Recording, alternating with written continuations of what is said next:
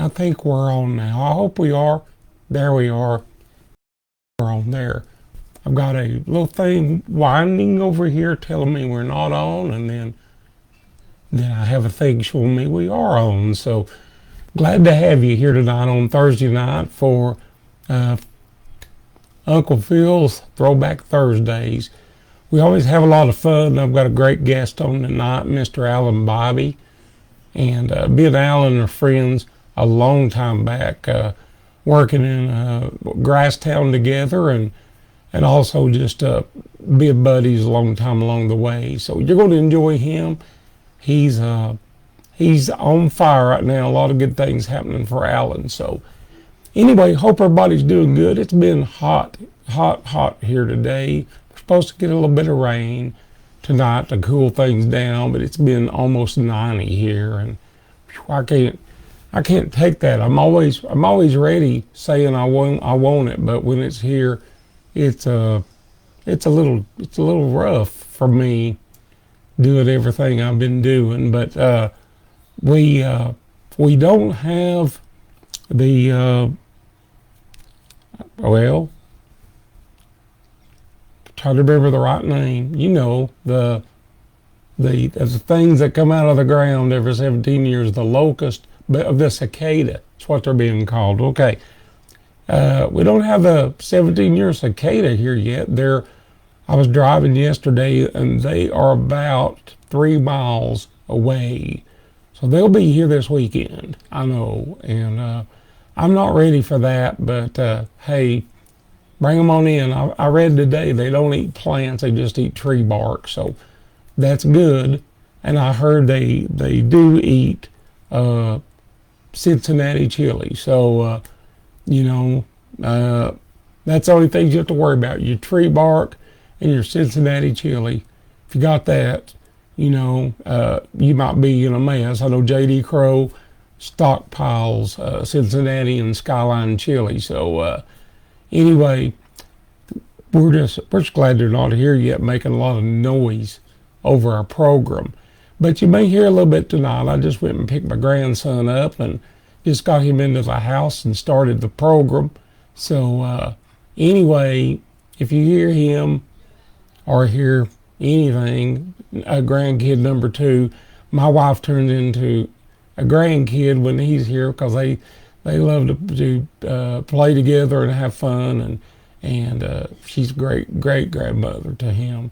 Not a great grandmother, she's his grandmother, but she's a really great grandmother to him. That's the way to put it. Or an awesome grandmother.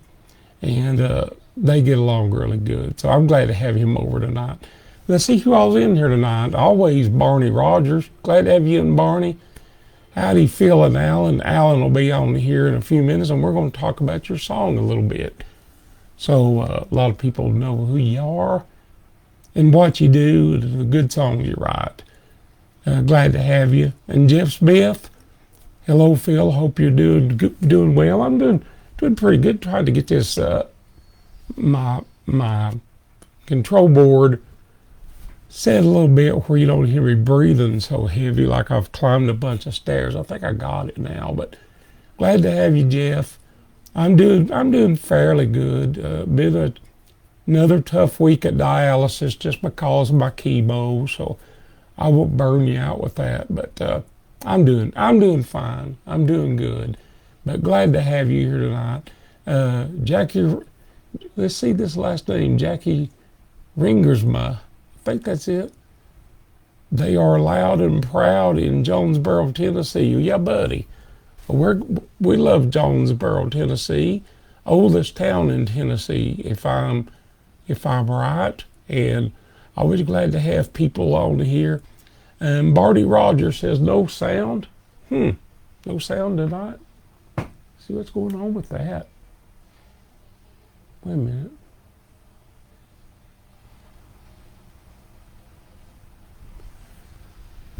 Barney, is anyone else not hearing me? Write me a note. We'll make sure it's just not Barney. I've not changed any settings since last week, so could you guys hear me? Is it? Okay. Is it normal? Could you hear okay, Barney? Let me know if it's too low or if it needs to come up or what. I'll make a change with it. I'll bring it up a little bit anyway. Never hurts to do that, I don't guess. Let's see. Let's see here a little bit.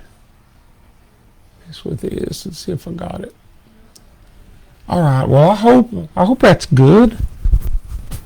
Let me adjust my microphone here. Hope that's good.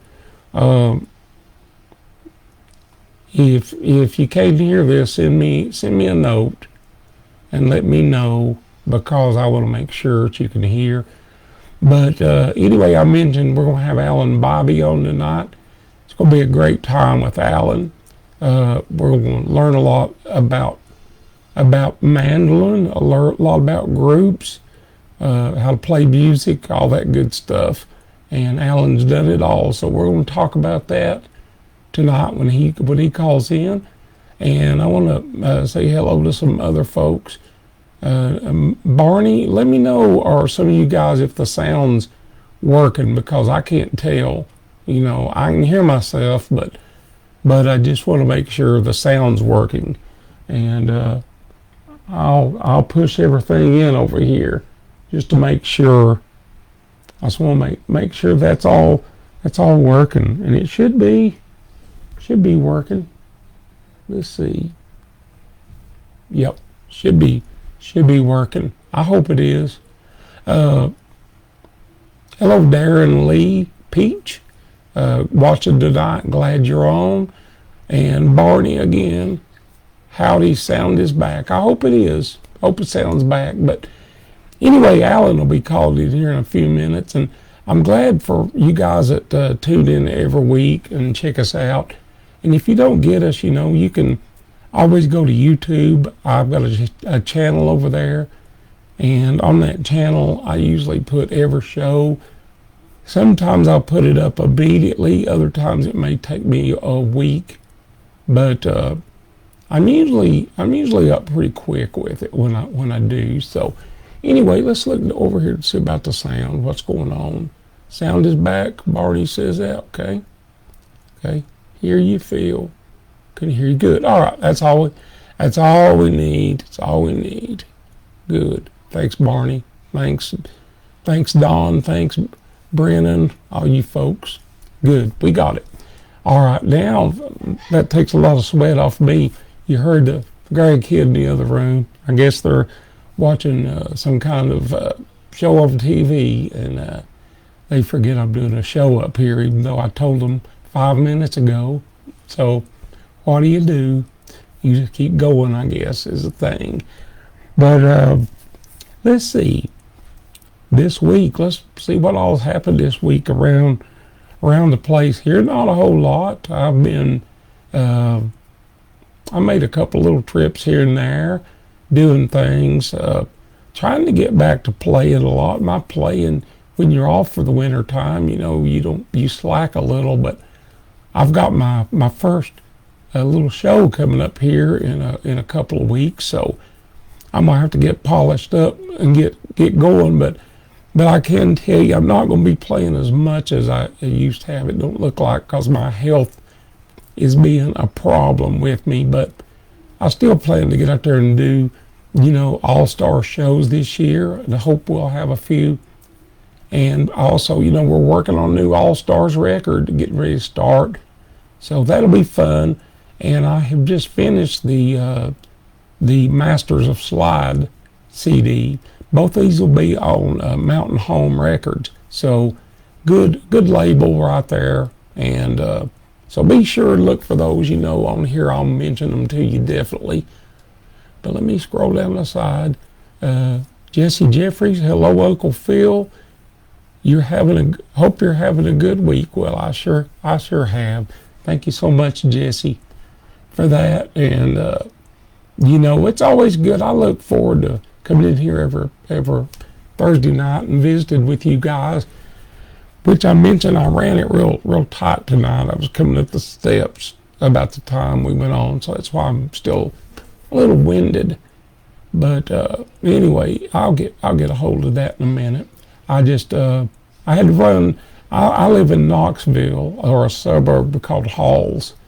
That's about 3 miles out, and my grandson and my son Matt, they live in Seymour, which is right next to Pigeon Forge, Gatlinburg, and I had to go get him tonight. The traffic's been a little bad because everybody's coming into Pigeon Forge for Memorial Day. And you know what I'll be doing? I'll be going the opposite direction of Pigeon Forge. I'll wait till the traffic gets out and everybody gets back to work, and that's when I go to Pigeon Forge. So it's a lot of fun, a lot of stuff to do, just too busy for me this weekend. And I'll sit and let everybody else go up there, and I'll hit it, when the crowds aren't as big. And, I can't fight those crowds. They're just too much for me. And I guess I could back when I was younger, but I can't do it. Can't do it now. I've become old and cranky on a lot of that stuff. So anyway, I hope everyone has a great Memorial Day and has some plans. I don't have a whole lot this week other than my Memorial Day dialysis on Saturday, and then I think we're probably going to get together with some friends and cook out or something like that. I'm not sure yet. Sometimes we just go to Buddy's Barbecue and grab some the great barbecue they have up there, and sometimes that's the way it goes. It might go that way this year. I don't know. I don't really care. I just whatever. I'm one that kind of rolls with the flow on things. But anyway, back to Alan Bibey again. I want to speak a little bit about him. We started a band along with Steve Gulley, and I forget the year on it, but we were together. I was in the band about 2 years. I think Steve was in about 3, and Alan still has the band, and he's took it over. And man, he's really done well with it. He's getting so much airplay, getting everything he does pretty much on the charts. So I'm very proud of Alan for keeping the band and taking it and doing what he's doing with it. I mean, he's just really Alan's a hard worker, and I don't know anybody in music myself that works any harder than Alan. He's always a step ahead of everybody, and always knows what to do and stuff, and he's got the drive that a lot of people just don't have. And it's a lot well, I used to have a lot of drive till I got sick and stuff, and just can't do it as much as I used to. But he's really busted it. So, there's a lot more to being just, the IBMA Mandolin Player of the Year. We'll talk about that. He's won that 2 times. And or maybe it's 3 times. I'll find out. I think it's 2. But there's just so much more to doing, going out and playing shows and coming home. You have to, if you're a band leader, you got to promote it and make things happen. And Alan does well with that. And maybe he'll give us some ideas on, how to book your band and how to make things work and stuff like that. And we'll get a lot from him. Alan's one of the good guys, which most people in bluegrass are, but Alan's one of the guys that you can go up to pretty easily, and he's always got time to talk to you or show you his Lloyd Loar mandolin, which is very rare. We'll talk about that too. It was made the same day as Bill Monroe's, 1923. He could tell you the full date on it, but anyway, he's got the sister mandolin to Bill Monroe, which is pretty rare. So we're going to talk about all that when he calls in. Let me see who else is calling in over here or on tonight. Just a lot of people saying hello, and so glad to have them on. Be sure and tell your friends, too, to come over here and visit with us. it's always fun to look up and see some good numbers up there and know what your buddies are in. And it's a good place to hang out because you can hang out with people like Alan Bibey. And here he goes. Hey, Alan. Howdy there, Phil. How you doing? Doing good, buddy. Can you hear me okay?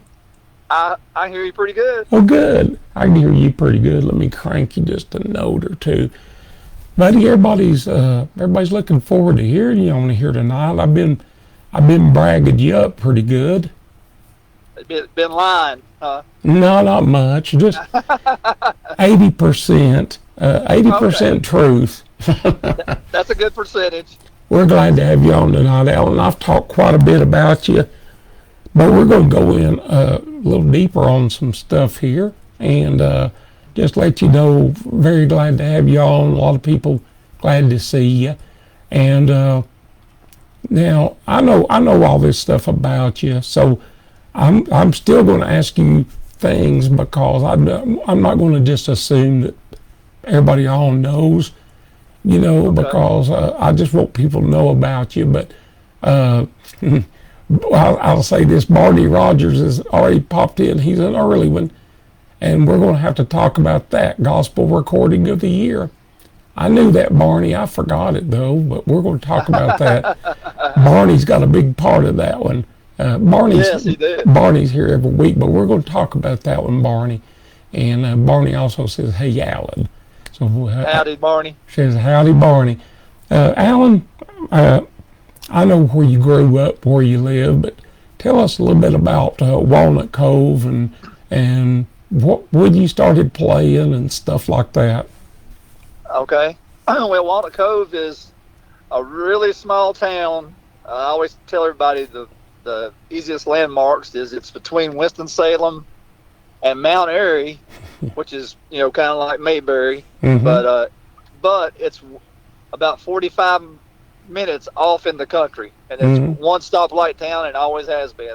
I like that. I guess forever. So mm-hmm.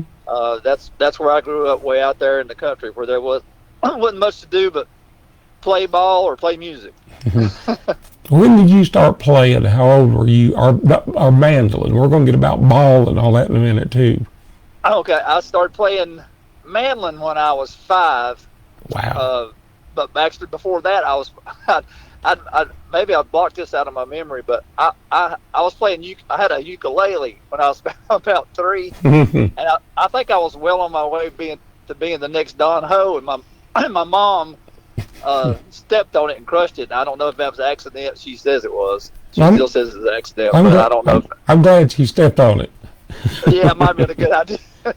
Good idea. You admit it. But yeah, my dad took me to see Bill Monroe in the next town over, little town over. I wonder he would come up to Walkertown, North Carolina, but mm-hmm. he did. And I remember so many people there that my dad had to hold me on his shoulders, and my Monroe was playing on the bed of a flatbed truck, and wow. I remember just sitting on Daddy's shoulders, thinking, "Gosh, that's the greatest thing I've ever heard in my life." And on the way home, I told Daddy, I said, I said, that's what I want to do. And he said, well, when we get home, we'll mess around with it a little bit. So he took me back in the bedroom and handed me a mandolin, and he said I started chopping right away, which sounds impressive, but really by that time I'd heard so much music. If I hadn't started chopping right away, it probably would have been a pretty big disappointment. Exactly. Well, you picked it up pretty quick, though. Yeah, I was playing a pretty good bit, and back then, they had I've told you about, they've had, and a lot of people around that area know they had those fiddlers conventions about every weekend back then. Mm-hmm. And my dad was playing in a band with my mom's brothers, and they played them so I was going to them from the time I was a baby. And so by that time, my Daddy was still playing them. He told me, he said, when you get better, Daddy was playing mandolin. He played mandolin with them. Wow. He always loved banjo, but he said, when you get better than me, I'm going to start playing banjo, mm-hmm. which didn't seem weird to me then, mm-hmm. for any reason. But I remember when I was 8, he told me one day, he said, you're better than me. He said, I'm going to I'm gonna start playing the banjo. And he started playing the banjo, and we started playing those fiddlers conventions from the time I was 8 years old on. So, wow, that's cool. Yeah. Fiddlers conventions when you're a kid, man, they're just unreal. They're like going to the best thing in the world that a kid could go to.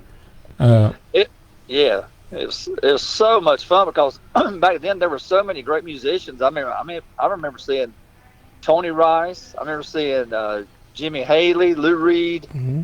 I remember I was already watching, into all the bluegrass, but I remember South Band was already a band. Oh, I yeah. remember they come into North Stokes one night late, and they wouldn't let them enter the competition, and they got up and played for while they were deliberating and called themselves the Pink Floyd Boys. I didn't know that. Yeah. Didn't know I've seen that. all those guys, and Wes Golden, Jimmy Arnold. I've seen all those guys. I mean, I've seen some killer music. When I was Sure. It was just amazing what all the great musicians that were at those things. And the good thing about it, probably like it was for me, when your parents took you to those things, they knew you were safe, so they just let you run. Everybody took care of you there at these festivals, or most of them. Oh, Lord, yeah. We'd play in competition, so we'd practice our band before we played in the competition. After we played in competition, I'd roam around and get with my younger buddies or whatever, and we'd play up until time Daddy would come get me when they were getting ready to announce the winners or something. Many nights I've left there with my fingers blood coming out from underneath from playing so much, and fall asleep in the car and Daddy drive us all the way home. Exactly, and picking all night a lot of times. Man. Yeah. I remember those trips going home with my dad too, asleep in the back because you've been picking so much. And yeah, man, those were the days. They were. The funny thing about it is the minute you got in the car, you were ready for next year. Oh, yeah. Always ready for that. But, you mentioned Southbound. For a lot of people that don't know that, you can tell them, you can tell everybody who was in the band on that at that time. I know Lou and Jimmy and all those guys, but tell the people, that's listening who was in Southbound. Yeah, it was Jimmy Haley playing guitar, and Lou Reed, or Louis Pirtle at the time, was playing banjo, and Dennis Sievert, who they called Flash, was playing mandolin, and I think before that maybe Jeff Hooker, who wrote a couple tunes for Dolos and Quicksilver, but then and Doug Campbell was playing bass. Yeah, Doug played with us for a little while. I know that. I remember you telling me. My brother Kent nicknamed him Hogman, and the way that came about is, you know how Doug was with stuff. Doug would run around on a dollar, and he could make it last all week, because he would eat all your food. And anyway, we were at some festival in Kent, Doug would stay hang sometimes with Kent or whoever, and so Kent didn't want him running through the refrigerator, so they were having a rib eating contest, and Kent told him, said, you eat all the ribs you can eat, and then after that you eat some more of them. Well, Doug ate. He was just over there doing, I guess what you'd say, rib eating for enjoyment. And he wound up winning the contest and got like $25. So, that's some more rib money. But Kent always used to joke about him because he was eating those ribs so fast. Kent always used to joke about that he not only ate the ribs, but he ate the plates that they were in. And that's the way we called him Hogman, and he always liked that. He was honored to be called that. But that's great. But you guys, Alan, when the first time I heard of you, and there's stuff in between we're gonna cover, but I lived in a little town. I was out of music at the time, and a lady ran a general store, and her and her husband were bluegrass people, and they had drove to Knoxville to see a bluegrass show, and they had saw you guys when you guys were working as the new Quicksilver. Yeah. And she came back and she was so blown away by your mandolin playing. She said, I've heard all the other guys, but I've never heard this guy before. And I hadn't heard of you either, and I didn't have anything to research because we didn't have computers, then to do stuff. Right. But I heard you about a month later, and it was like, you really kept my attention for a long time. I mean, still do. And you're just a great player. But let's kind of go in that area right there when you guys started playing. How long were you guys together with New Quicksilver? I think it was about 3 years, Phil. I was playing with Wes Golden at the time, Mm-hmm. and I was going to school to be a computer programmer and working a job and playing with Wes. And we happened to be playing up in Roanoke. I think it was the Iroquois Club. Mm-hmm. A lot of old bluegrassers might remember that place. Mm-hmm. But I'd already, it's funny because I mean, that was a gig I just never even entered my mind about, coming open or whatever you want to call it. But Mm-hmm. I'd already, I was a big J.D. Crowe fan, so I'd already made me a little cassette tape. Thought I was thinking about sending to Crowe to try if you ever needed You anybody. should have. I guess maybe so, but I told him about that later, and he kind of laughed about it. But Mm-hmm. Anyway, Terry and Jimmy came in, and which I knew they knew Wes, obviously.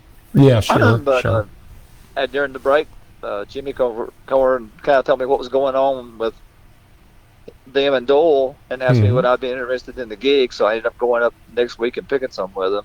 And Mhm. so I decided to give it a try, and it was I learned a lot playing with that band. That was a great band. Yeah, those guys. I mean, Jimmy's such a rhythm hoss. I Oh, mean, yeah. incredible, and playing with Terry too. I was already, Boone Creek was one of your favorite bands too. But they're, Yeah. that's what started me playing 10 and 12 hours a day. I just got Yeah. obsessed about that time. Hearing Skaggs just killing the mandolin and singing Mhm. so great too. So getting to play with Wes already had unnerved me, but I got used to that. And when I started playing Mhm. with Terry and Jimmy, those guys, I remember being a little nervous the first time I walked in and started playing with Terry because I'd been watching him on stage with Yeah. Skaggs. Oh, So, yeah, sure. I but mean, man, it was a lot of fun.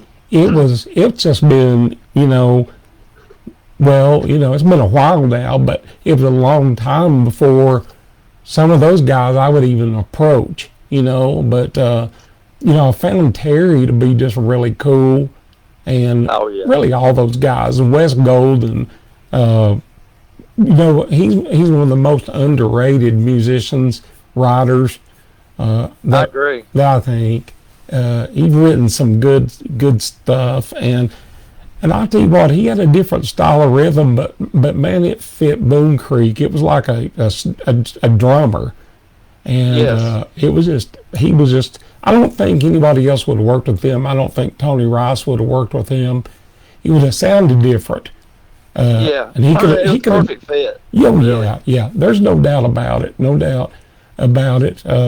I'm going to stop just a minute and read you a couple of things because these things move on real quick on the side. Okay. But a guy named Carl Towns that's on all the time here, one of my buddies, good guy, Oh, said, New Quicksilver is when I first discovered my Mando hero.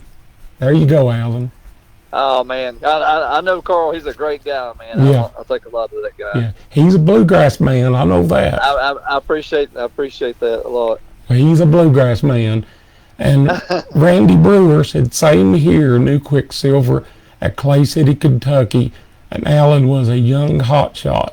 Well, you're still a young hotshot, but Now you really stretching the truth more than 80%, but I appreciate you're a hotshot then. And Amy it. Shaw. I was then. I was probably about 19 years old. Oh, yeah, you was a young little buck then. Yeah. Andy Saltz, I always pronounce her name wrong. I think I need to go back to the first grade, but it's Amy Saltz Gaver, I think it's right. Really enjoyed his and his band set, A Beam Blossom, Rise Up and Shine. Wow, that song really speaks. We're going to talk about that a bit. There you go, Barney. See, that's a big, Yes, that's sir. a big one. But Yeah, that was a great song. yeah, it sure was, sure was. But we're going to move on a little bit. I think I'm trying to remember, was your next band Blue Ridge? Or I'm missing one, am I? No, after that, for about a year or two, I didn't play out on the road. I played a lot around Charlotte with Terry Balcom. We played a lot of things together, and then really during that time, Scott Vestal and Ray Deaton were going to leave Dole, and they called me about playing in the band that eventually became Livewire. Oh yeah, Ray didn't leave, and then a few months later, or a year or so later, he called me and said that him and Russell and Hartgrove were going to leave and wanted to know if I would start a band with them, and that's when we started Third Time Out. Man, that was a great band. Those first records you guys put out were just really, they were really different, really catchy. And I've been out of bluegrass too at the time, and the first new bluegrass that I had, a friend brought me some cassette tapes of Third Time Out, which, you know, I'm not going to tell you his name since he bootlegged those tapes, but I'll mail you his name. But no, anyway, that was the first time I heard you guys, and it was really, I mean, it was incredible because I hadn't heard Russell really before. I'd heard him, but to hear you guys all together was just, that was a great band when you were there. That was a lot of fun. We really worked. I mean, we worked. I bet you we went, while both Russell and Ray lived down there close to Everett's Barn, so we went down there and played. We played on stage in there by ourselves. Wow. I bet you almost every day for a month or two before we ever played our first show. Wow, I didn't know that. I mean, we worked hard. That gets you tight, which was great. I needed it. I really needed it, singing wise, especially to sound good enough to sing with Russell. Well, when you get to sing with Russell, I mean, I know it's going to really teach you how to sing, because that guy can sing. I learned a lot about singing there, so I'm very thankful for that. And we're going to get to do a original Third Time Out reunion up at the Mac Festival this year, which is in the July. Yeah, we're going to do that. I think we did one at Graves Mountain maybe 15 years ago. Wow. This will be only the second one ever, but of course, Ray Deaton's no longer with us, unfortunately. But it'll be all the rest of us there, so it's going to be that should be a lot of fun. That'll be really good. Who's playing bass? Do you know yet?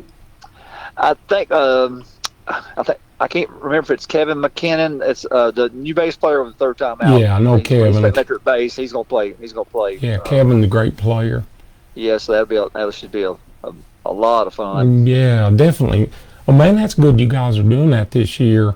There'll be a lot of people come up there just for that, and again, I don't want to let these messages to you slip by, but our old buddy Mike Kelly, see it just slipped by. Let me pull back up to Mike. Mike said, Alan's the man, my golf and basketball buddy. He's a closet Tennessee basketball fan too. We know better. We know you're not a Tennessee basketball fan. You're a Carolina guy, Mike. I am, but I do like Tennessee too. Well, I like Carolina too. And I just got into basketball the last few years, and I just like to see teams that are winning. And Carolina, when you play in a band with people too, they catch you early. And Gulley was the same way. Gulley was a closet Carolina fan because he used to talk about them all the time. We'd be driving home, and he'd say, "I just say that to Alan to get him all flustered." He always used to tell me that was his second favorite, and I said, "Well, I guess Tennessee's my second favorite thing." Yeah, you have to do that. But old Mike Kelly, he's our buddy, and Mike Kelly's hard to beat. Yeah, good. He is. And Barney wrote Balcom Bobby. Here he wrote it again.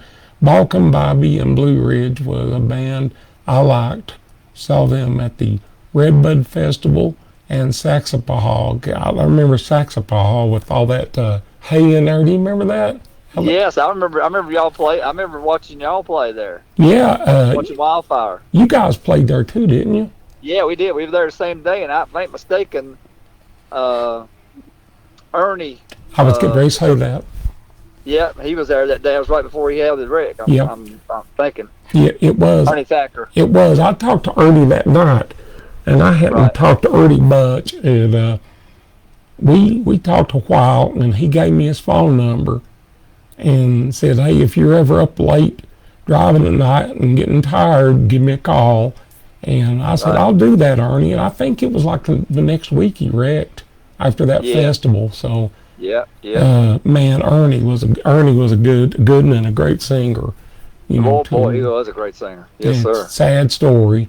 I know. Bad. He, you know, I think sometimes if I had an accident, I would rather go than have to be the way the Ernie, so much time that he had to suffer and all. But you know, it's things work in God's plan. You know.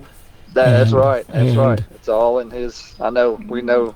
We don't know the reasons a lot of time, but we know it's His plan.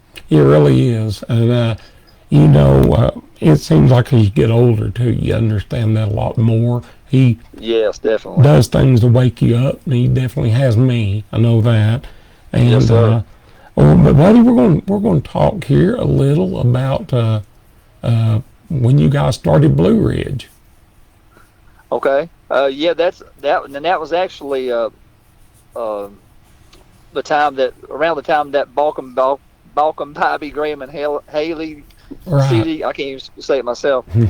The CD come out like a law firm, but really that was really the New Quicksilver project re-released with a couple new songs, is all that was. Oh, okay, I didn't know that. So most of that was really the New Quicksilver, the White Album, everybody called it. Okay, yep.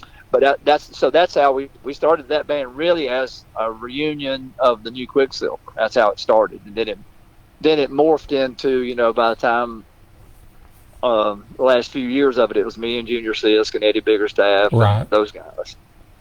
How long were you guys together? That was I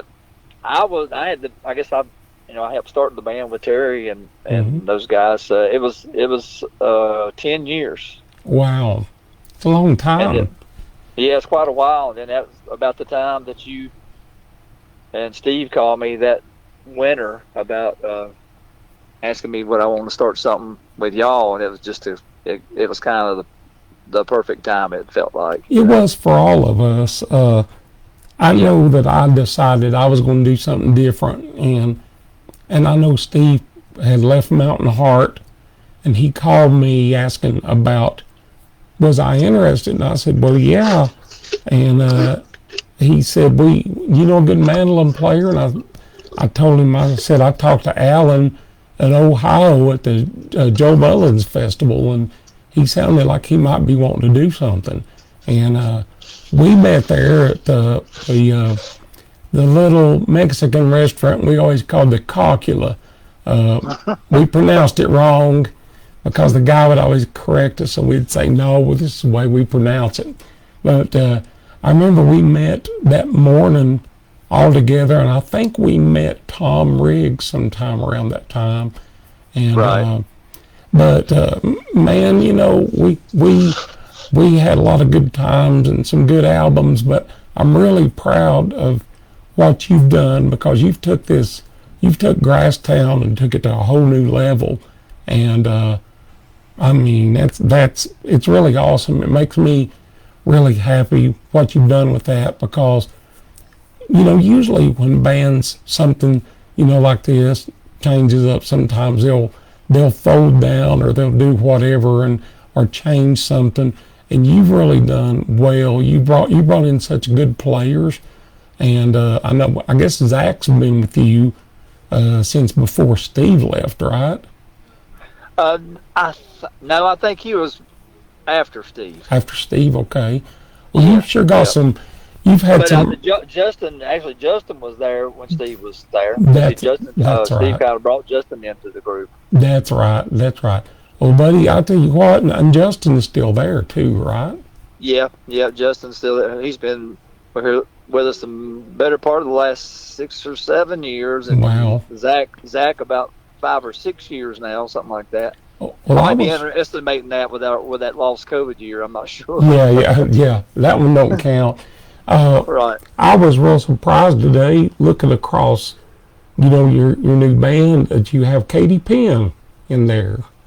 Yeah, man, we're really excited about Katie. I've always been a big fan of her Yeah, music. She's such a great singer and a great player too. And she uh, is. I just always been one of my favorites. And we had talked about doing something right before COVID came, and her parents both had some health problems, and it Yeah, just wasn't really the right time. But then everything kind of stopped for everybody. it did. And Her dad, her family, I say her dad, owned a big steak restaurant up in Lexington for a while. oh, really? Yeah, I forget what it was called, but it was one of the big steak restaurants that people went to. And it was like, if people came to town, I'm sure some of the basketball coaches from other teams, that's probably where they went because it was like a big deal. And Right. he also had a place that was not as I don't know the word really for it, not as scaled to what his steak restaurants was, which they were called. I think they were called Columbia. I believe that's right, Columbia Steakhouse. Oh, Now, okay. may be wrong, but he opened up a club called Shooters, and he had bluegrass there every night. And Oh, nice. we played there. We played there quite a bit because JD was there, and JD. It was all good with him because it was 2 or 3 blocks away. Right. Greg Luck lived 6 hours, and he couldn't figure out why Greg was late 5 or 10 minutes. But Katie always come over and played with us when she was a little girl, and I always knew she was going to be special. And Yeah. she was Yes. a really nice. Had I don't know. She had all the qualities at a young age. So I'm Yeah, she's super talented. glad she's with you. And who else is with you now? We got Zach, who's the bass player Hi, we Zach. mentioned a minute ago. He's won the last 2 years they had SPBGMA. He won bass player of the year at SPBGMA. Yeah, he should. And Great. and so we mentioned Justin, who's from around Lexington area. He's just I think he's one of the very best banjo players in bluegrass Oh to yeah. me. Mm-hmm. And then Katie's, she's like my favorite, one of my top favorite female singers and Yeah. fiddle players. And Tony Watt Mhm. from Boston has been playing guitar with us for the last 3 Okay. years or so. Wow. You got a really good lineup right there. Yeah, they're awesome. I appreciate them putting up with me and letting me play Mandolin with them. I tell you that, 'cause they're all just incredible. Well, I know they feel the very same back at you with that. Uh, As we're moving along on things, I don't want to jump ahead, but we're going to, right here in the middle is the time that we need to talk about going to Rise and Shine. And I know Sure. Barney Rogers wrote that for you. And He sure did. He sure did. that song, the first time I heard it, it stood out. And I just had a real good feeling about that song when I first heard it. And it's went a long way for you. Tell me about everything that song's done. I know it's won an IBMA award, and it gets Yeah. played a lot. Yeah, it was pretty incredible. We were talking about doing a project, and then we had a couple other gospel songs we'd already been thinking about putting on the project, and then Greg Luck called me one day. He said, "I think you ought to hear this song," and he played it for me over the phone, and I said, "I don't know who wrote that, but tell him I want it." Because I was like you, it just struck me. So the first time I heard it, I thought that is just that's a great song. I think it Oh, it could be is. a hit song, And so we got it. Barney was kind enough to let us record it, and it turned. So we all talked about it, and we kind of decided that we would just do a gospel project and make that, put that on the project. And I told them at the time, it seemed to me, by everything I could read in bluegrass, that at that time it didn't seem like gospel was getting played as much as a secular CD. So I told everybody in the band, I said, now this is probably going to be a labor of love, because just because this is what we think the Lord's leading us to do. Right. That's why we're doing this. We're probably not going to make much money off of it. We may sell a few CDs or something, but I just want everybody to know going in, this is what my prediction would be. Mm-hmm. As far as it goes. And everybody was like, we think we should do it too, just because we think that's what the Lord's leading us to do. So we did it, and that was our first single, and before we knew it, it was number one on the gospel charts, and it stayed on the gospel charts for, like, if I'm mistaken, like 50 some weeks, and wow, number one like 20 sometimes, or so. It was just incredible. I mean, it was pretty wild too. We released that single. My dad passed away a couple 3 years ago, and we released that single before he passed away, so it was the last song that he ever heard that we did. And I'm sure it's been right at this point. It's been our biggest song ever. Your dad probably give you a little help on that too. I think I think he did, Phil. I really do. He was in the good, up there with the good chairs where he could, that song. I mean, if you are kind of in the middle, like, trying to figure out what life is, that, you listen to that'll change you, I think.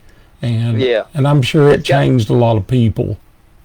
It's a really good uplifting song, I think. It really is. You had a great video on it too.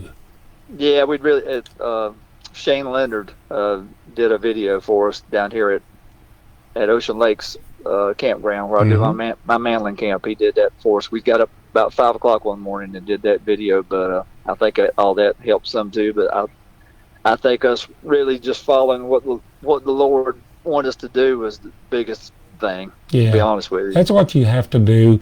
And as you get older, you kind of see things that you saw when you were young, but didn't realize it was messages that he was trying to send you about stuff. Right. Because I think Lord will, try to say, hey, do this, live this way, do this. And sometimes when we're young, we don't really hear them. And when we get older, we're able to hear that stuff. And it makes so much sense with our music now that we do things we do, that you'll say, that wouldn't have happened if it hadn't been for the Lord. And, right. I think when you get where you can see that and give him, his due and credit, I think so many more doors open up for you. I just think that. I think so too. Me thinking I was doing that was, I never envisioned that me working on the studio every day, I was going to be getting the biggest blessing out of it. Because, I mean, I really did. Exactly. I just have to say that. So I'm very thankful for that. It was all, I think it was all meant to be. But I really do appreciate Barney letting us do that song. It'll always be a very special song because of all of that we just talked about. Well, I was getting ready to say, and you got a really good friend from the deal too with Barney. Ain't no doubt about it. Barney's killer. Tight. Yeah, he's A1. Barney is, and he's over here. He's a songwriter, and he's a great guy. Oh yeah, he is. Barney is one of those guys. When you first meet him, it's like you've known him forever. Yep. Yep. And let me flip this up here. There we go. Flipping to have some more messages. But Barney tunes in here every week, and and the thing about Barney, unlike some other people that we've known through the years, you've got some people that are songwriters and they follow you around like a bunch of ducks following a mama duck. And you can't get any, you know what I mean? You can't get no breath from them. Barney was just always, Barney didn't do that. Barney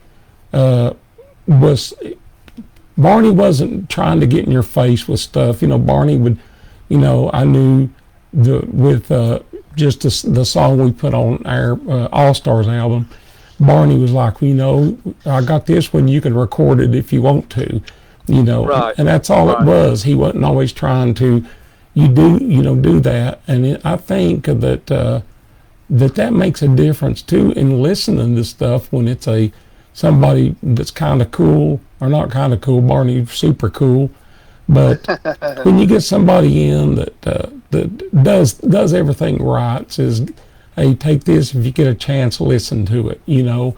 And that's right. And that makes a bigger sense than people like calling you every week. Have you listened to that? Have you listened to that? And it's like, well, I've really not had a time, but I will. And you know, that's the ones I usually don't listen to. But you know, but let's see, we got some more stuff on here. Let's see. Amy Saltzgaver, I'll get that soon, Amy, said that she saw Russell Moore drive his bus to Mean Blossom up on the hill and have a picture, and she got a picture to prove it. So, well, you post it here and we'll believe you, but for right now, you know, we're suspect. Let's see, Stuart Wyrick's on here. You know old Stuart. Said, I do know Stuart. Alan's one of the best. And Carl Towns said Katie's a tremendous addition to Grasstowne. I've not heard you guys yet with her, but I bet it is, no doubt about it. Yes, I agree, Carl.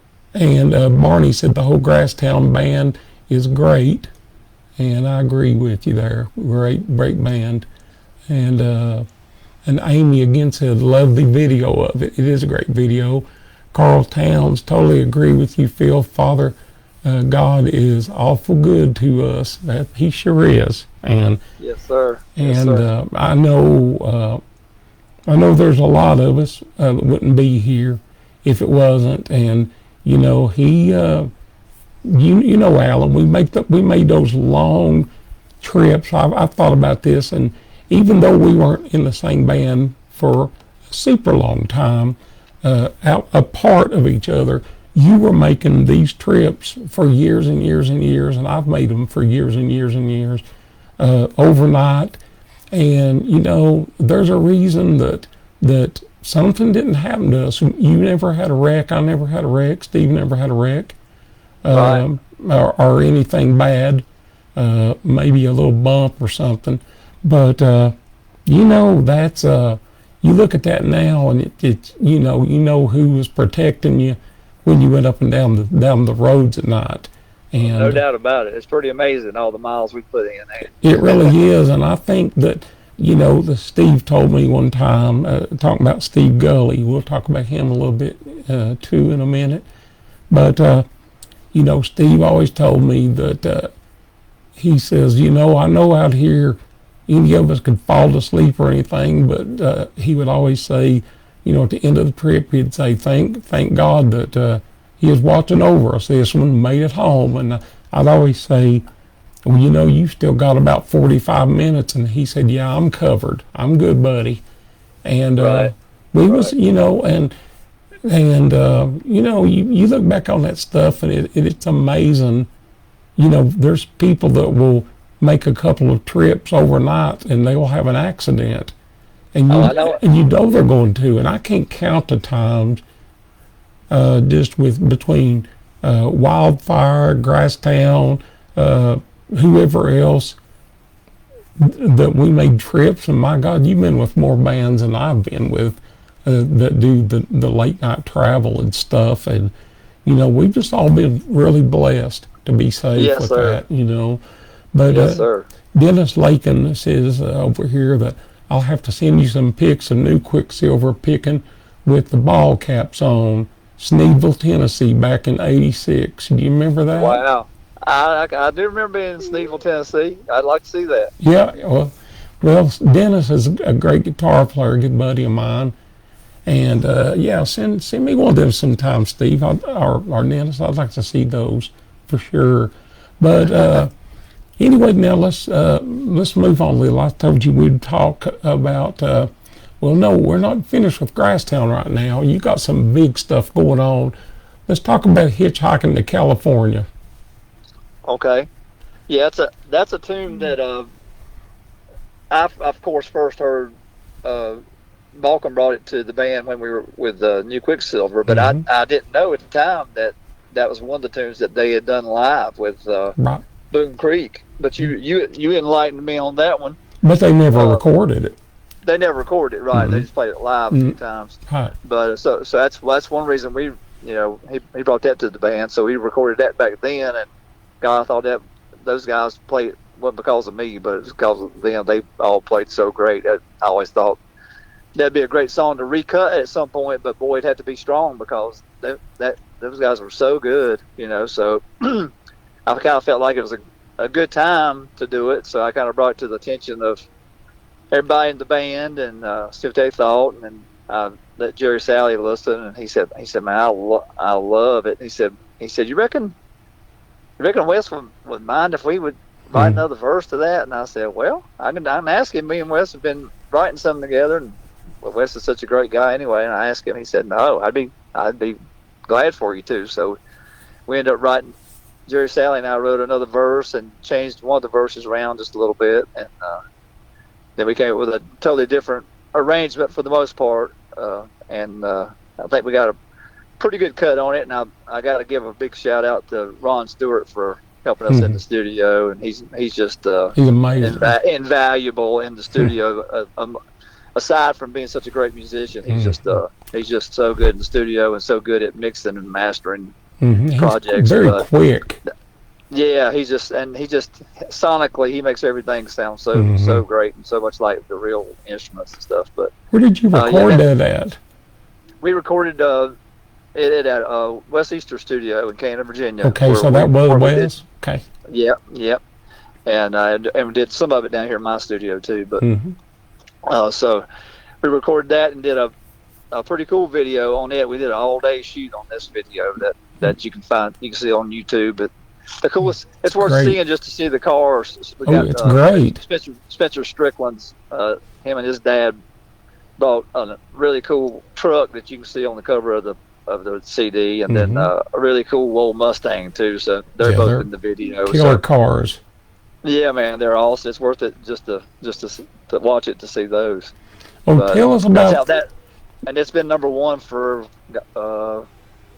on most of the different charts right now, and it's number one on the BU chart. Which we grew up with being the main chart. Well, that's what I was getting ready to ask you. Is about the charting. It seems like it's been on between BU and Bluegrass Today and Roots and all that. I mean, it seems like it's just stayed there, and so it's getting a lot of airplay.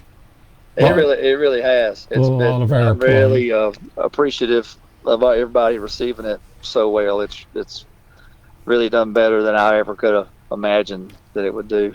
Well, sometimes, that it takes one song to really, to get, I guess, to get the band out there. You've been out there, but I mean, you have to get one sometime that it becomes, a song that, well, it's just like when we first started, like Dixie Flyer, everybody wanted to hear that. And having these two songs back to back, Rise and Shine, and Hitchhiking to California. What was cool about that is when Gonna Rise and Shine started dropping off a chart, and then you popped it right back on with Hitchhiking to California. So you've had Grasstowne on the charts for a long time this year.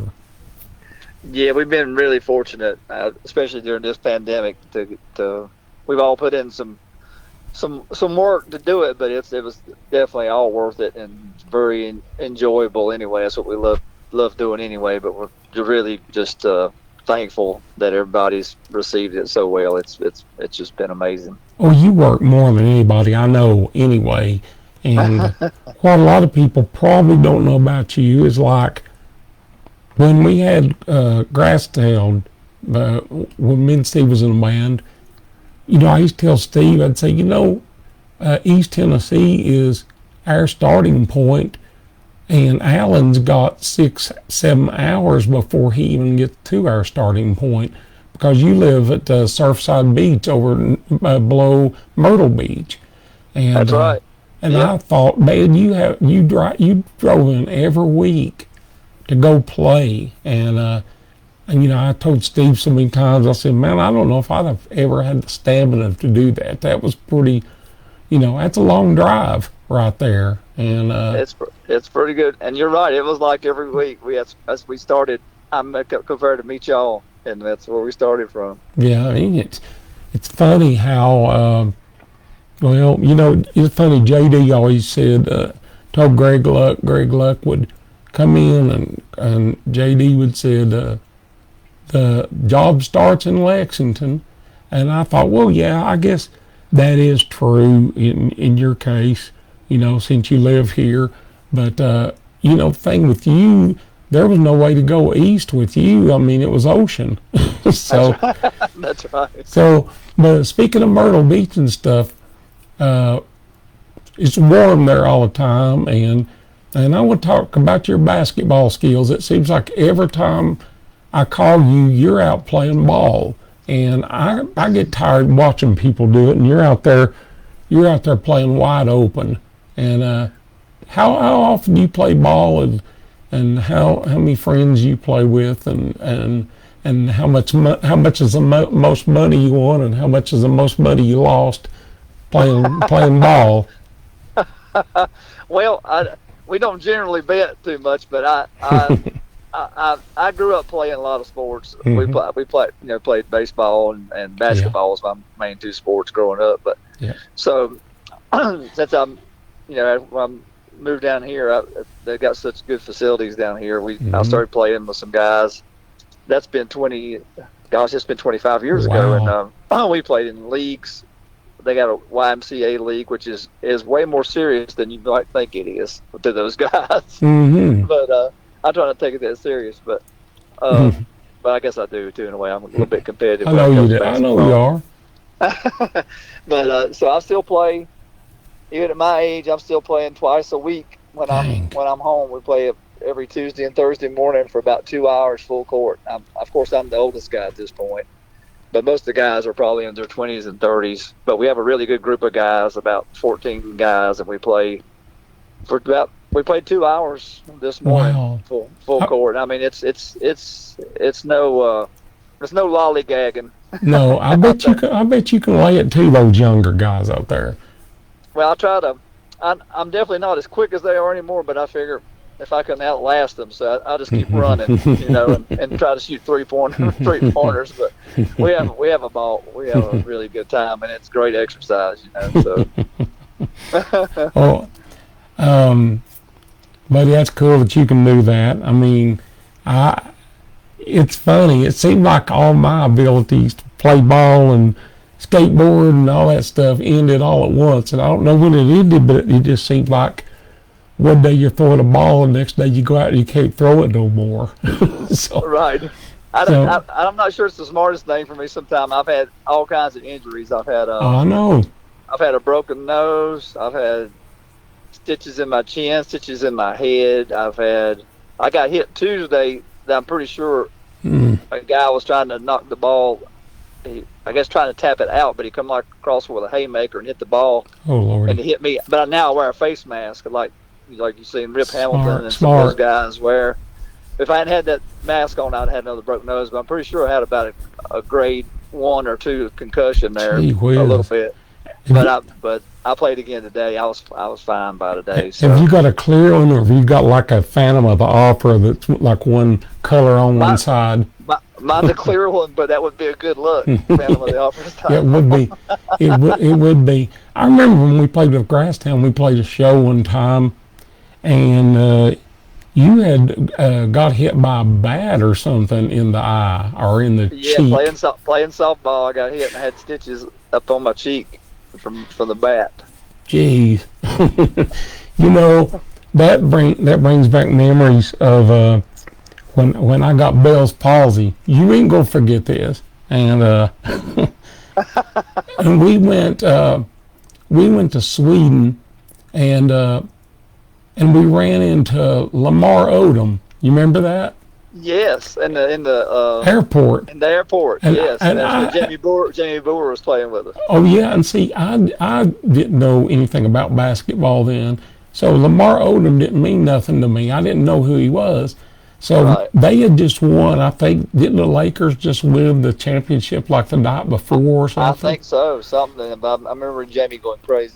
Oh yeah, he was. So I said, I'm gonna take you over to meet Lamar Odom, and he says, you know how Jamie was. Jamie goes, you better not, I'll kill you. And so I went over to Lamar, and he was so nice.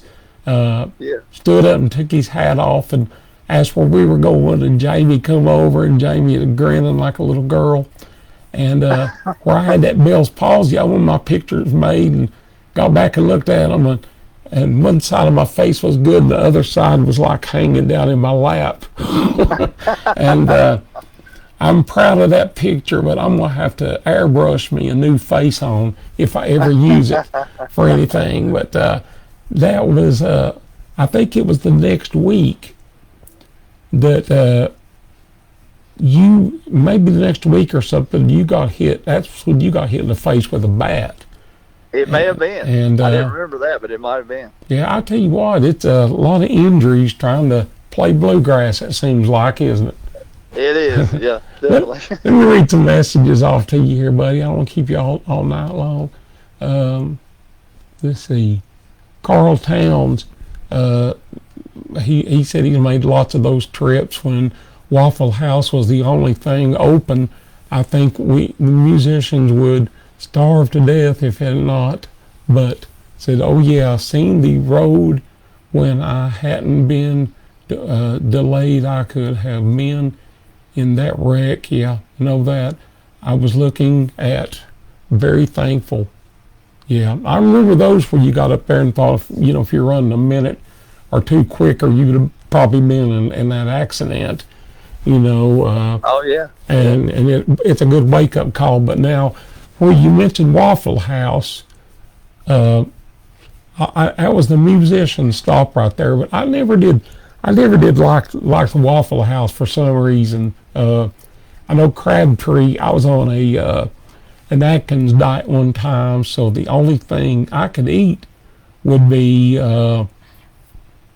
say a piece of sausage or an egg. And Right. and Crabtree would come in and he'd tell me what to order because he knew I wasn't going to eat everything, so he would place out my own order. He'd say, "Hey lad, get you an egg and get you some sausage. And let's see, get you some biscuits and some gravy." I said, "I can't eat that." "Well, I can, lad. Go get that." And then he'd go through all this stuff, and I'd say, "Man, I can't eat that." "Yeah, but have them put it on your plate." So, I would want to go to the Shoney's buffet because you could just pick meat off of it, and Crabtree Right. didn't like that. He wanted to go over to Waffle House. So, we've all spent a lot of time in there. Definitely. Definitely. And Brian Turner said, "Can Alan talk about his pro wrestling career?" He can, but it wouldn't be true. I don't think. That's right. I'll leave that to the dragon. Yeah, I interviewed him earlier this. Oh, I know. I listen. Yeah. He's a good dude. He's out.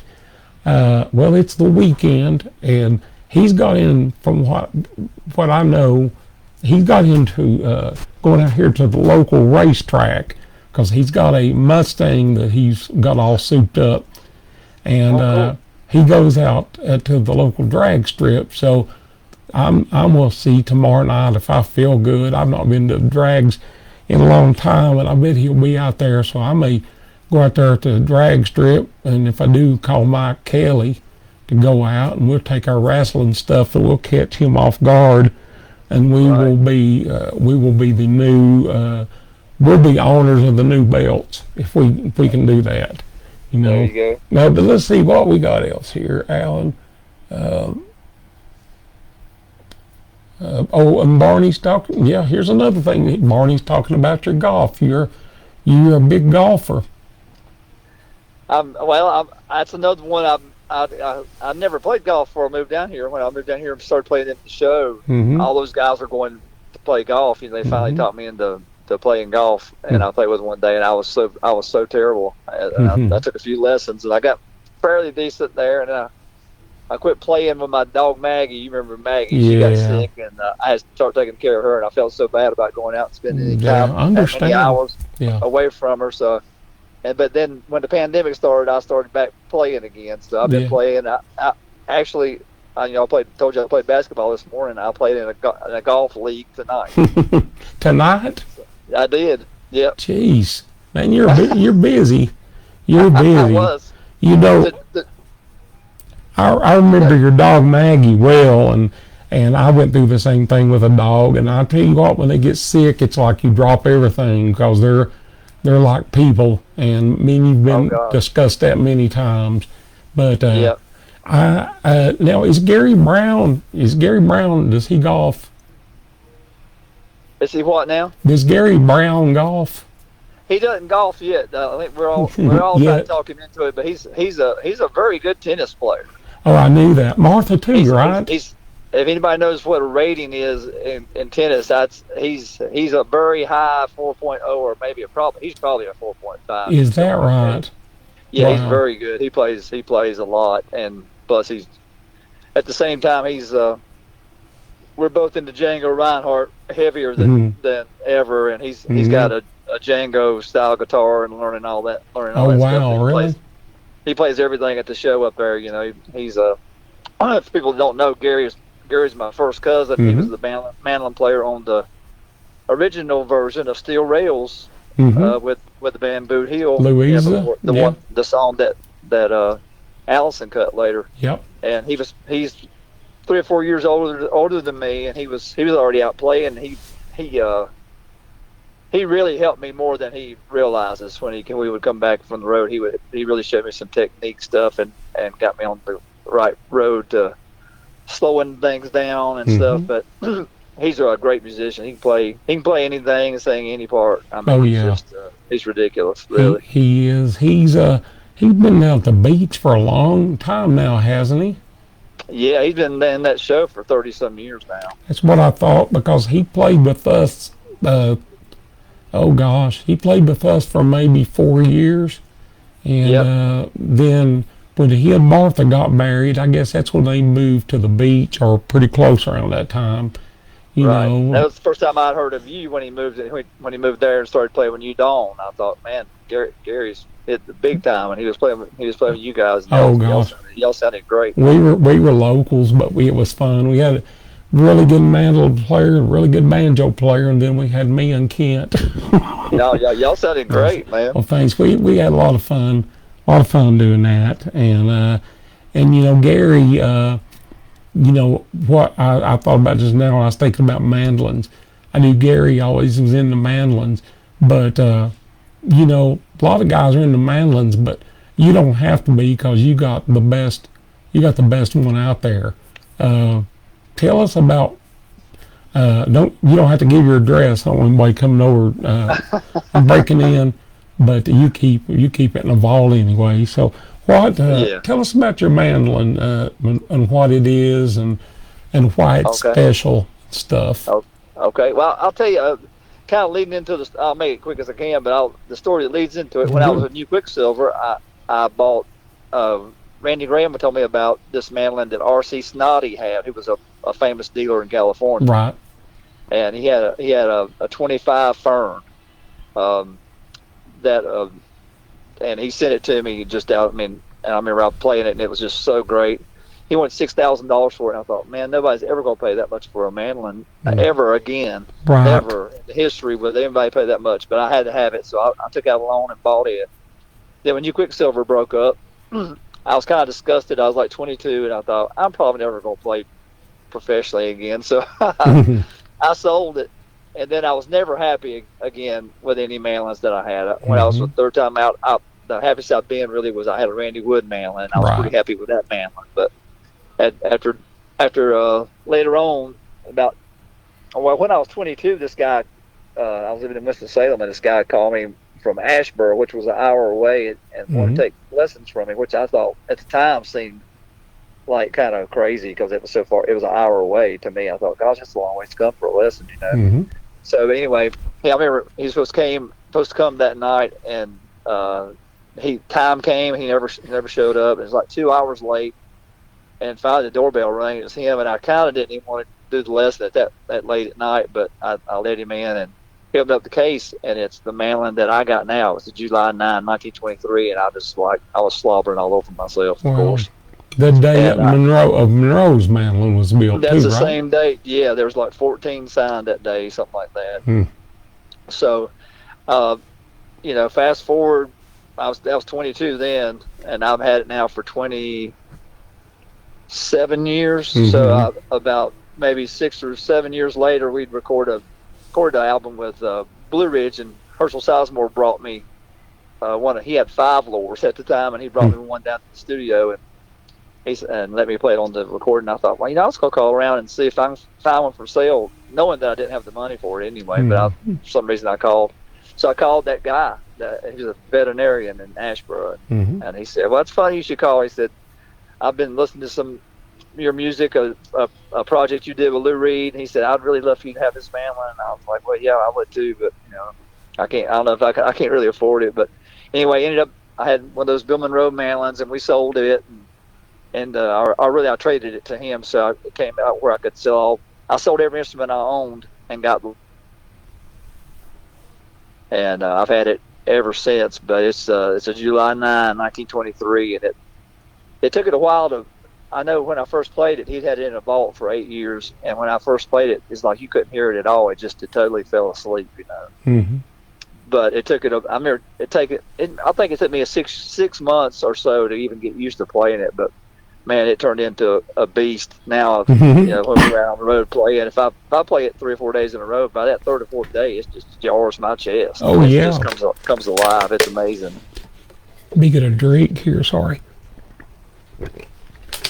That mandolin's become you. I mean, that's your mandolin. When you play it, that's your sound, and it's good when you finally find.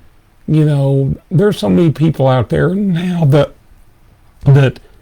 search for that, and you can't, you know, it's not always in an instrument, but when you get the right instrument and the right hands, that's when you got it, and and it takes both. I mean, if you don't have hands, you know, if you brought me, I know a few licks on a mandolin, but if you brought to me.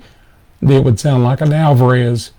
I mean, it would, because I know nothing about sweet spots on them or any of that stuff, or even how to really go at it. So, you know, that's another thing, like we talked about earlier, that mandolin was meant to be yours or you wouldn't have it. You know, and I'm not saying that, you know, you're not meaning it like you're owed that. I meant like everything lined up for that to happen, and it, you know, it's very obvious how that came about. You know, you were supposed to have that, and it's you know, it's a lot better with somebody that can play one, being out there playing, instead of somebody just keeping one in a closet. Anyway, they're not meant, you know, for that. It's kind of like having a race car and never driving it over 40. You know, you got to work with them, but. Let's see, Alan, is there any, I don't know if there's, let me see, let me read some things to you here real quick. Some people's got some questions for you. Okay. Let's see. Well, wait a minute. Let me go up here a little bit. Got more people talking about your golf game. So Carl Towns is talking about wearing him out, just talking about basketball. And Dean Hudson, Alan's playing some good golf. Well, I ain't a golf player, but I know you. I know you do. Do you know Dean Allen? I do. Me and Dean played in the league together tonight. That's what I was getting ready to say. I bet you all golf together. Yep, he's a great guy, and he's a really good golfer. That's killer. A lot better than I am. Well, can he play a mandolin? He played mandolin a little bit. I gave him a few mandolin lessons, but I think he's turned into a bass player now. Well, I think you got him. I think you got the upper end of the seesaw. I think you've got it balanced with your mandolin playing. So that'll balance it out. Good buddy of mine from high school, Penny Spires, Glandon, is on tonight listening. She's always a good buddy. Awesome. A buddy, my wife's buddy, Tina McLaren in Nashville. Good bunch, Tina and Mike. And I guess they're my friend too. They probably like me. I hope they do. But anyway, glad to have you on tonight, Tina. And let me flip on through here, see if we got some more questions for you. Carl Towns, let's see. That Mando is definite in the right hands. Yep, this is what we just said. Totally agree with this. But Alan, you got anything you need to add? You got some? Hey, wait a minute. Before we go, let's talk about this new project you did with Doyle Lawson. Yeah, man, it's kind of come up as a funny thing, kind of. You know, I mean, I grew up. I was a kid when that album came out, but I remember, you know, I just thought it was a great album. And the first time I heard Doyle was at Camp Springs Festival over in North Carolina. My dad took me over there. I was very lucky that Dad took me to see all those great bands. But I saw him with the Country Gentlemen in '74, I think. And I remember he played Rawhide, and I thought, golly, it's the quickest, fastest thing I've ever heard, you know. But anyway, that Tennessee Dream album was just awesome. If everybody that loves Mandolin hasn't heard that, you need to check that out. That whole album. I mean, it stands the test of time. It's killer today, just as much as it was back then, I think. Oh yeah, yeah. But I'd always really been attracted to that song, Happy Go Lucky. I loved that little triplet lick he did in it and everything. And so I was just talking to Jerry Salley one day in the first of the year, and I said, you know, I wouldn't mind doing some kind of special instrumental.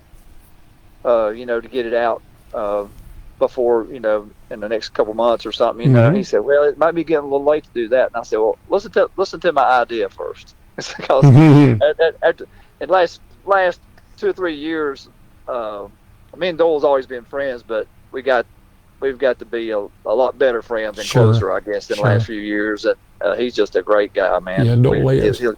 He's texted me a few times after IBMA and just been so kind to me. I mean, those texts mean the world to me.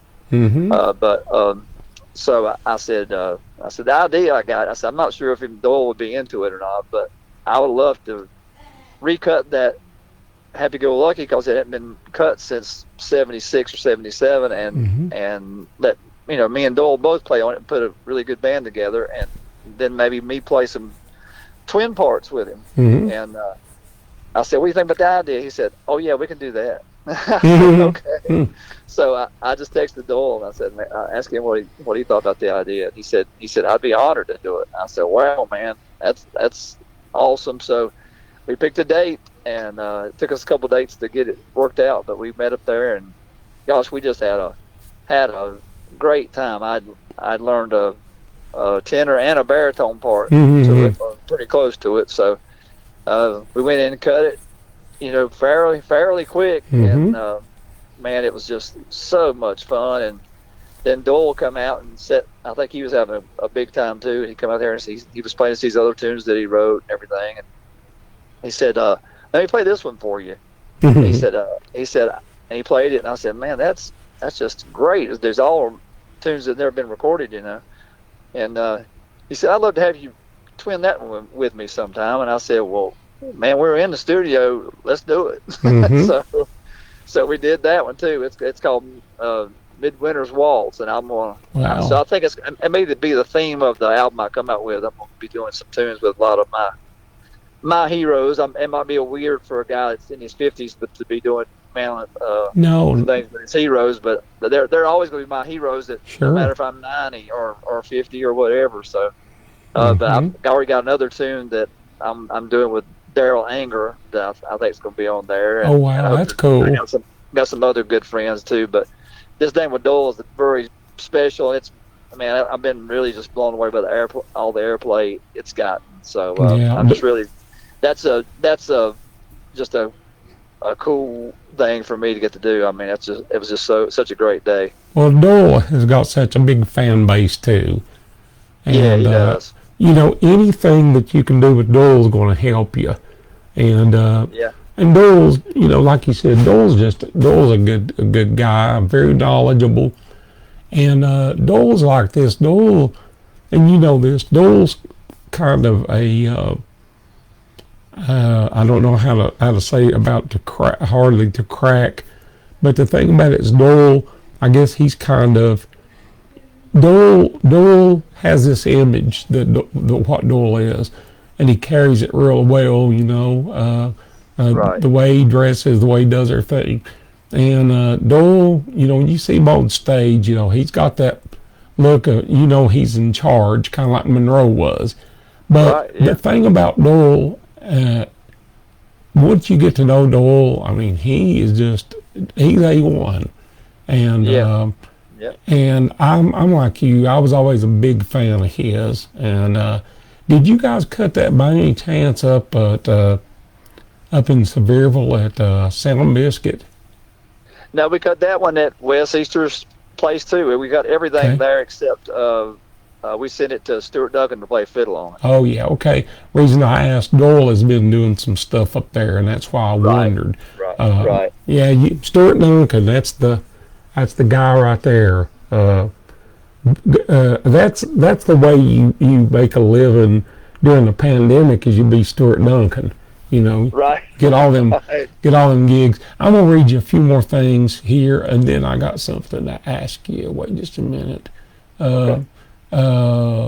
Jesse Jeffries wants to know if you're playing any shows in Ohio besides the reunion at the Mac. I don't know of anything else in Ohio, but we are playing a concert series in Lexington, Kentucky, which I know is only an hour and a half or so from Ohio. Okay. In July the 8th. You look on our website, grasstowne.com, and see what all we got going on. But we've had quite a few dates come in here in the last few weeks, so it's starting to look a little better. Good deal. Well, you and Dale Ann Bradley seem to be two of the bands I'm seeing working the most during this pandemic. You guys are working all the time. Dale Ann, I just know Dale Ann because Matt's played with her, and they're playing, seems like every weekend right now, and it's hard to do that, because I just think, so many people didn't think we were going to have any music this year either. And I know. People like you and stuff was ready for it and prepared, back and got gigs. And, that's, I'm glad this pandemic seems to be slowing down now. Maybe we'll all be able to get back to work a little bit. I know, it was pretty amazing. I think I told you on earlier today, we played in Silver Dollar City a week and a half ago or so, and just to see that people, that place full of people, and just like no social distancing, it was just like, it was pretty incredible. It's kind of emotional for us a little bit, Yeah, I understand. We just hadn't got to do that in so long. I won't take that for granted anymore. No, and I understand that. I mean, I went and picked up my grandson tonight, and we had to run in the store real quick. And I've had my COVID shots in February, but I run to the door and, well, not run, I don't run, but I slowly walked and got up there, and I said, dang, I left my mask in the car. And, technically I don't need a mask, plus we don't have a Band-Aid here, but I just felt like being without my mask, I've done it so long that it was weird. And I know it.